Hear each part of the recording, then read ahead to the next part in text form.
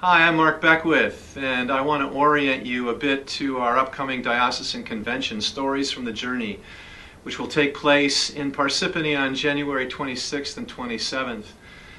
We have set aside time for the work that we always need to do at convention, dealing with the budget, hearing reports, electing officials, and debating resolutions.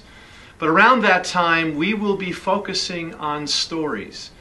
And indeed, we have been dwelling in stories for the past 4 years or so in an exercise called Dwelling in the Word, where we reflect on Scripture and hear what it is saying to us and to a partner, and then passing that on to a larger group.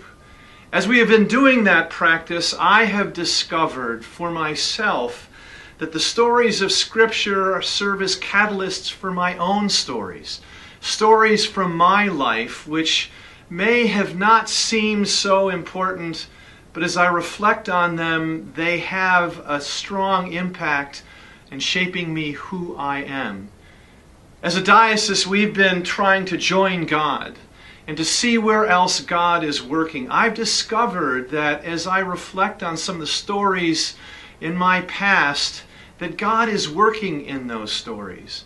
And as I listen to those stories and share those stories, I learn how important God's presence has been in those stories and how God is working in my life. So we will set aside time to hear stories. Our Masters of Ceremony for the convention will guide us and offer support as we share stories with one another. Our stories are holy documents written on our souls. We need to treasure those stories, to discover those stories, see how God is working in those stories, and have the confidence and the competence to share those stories with one another.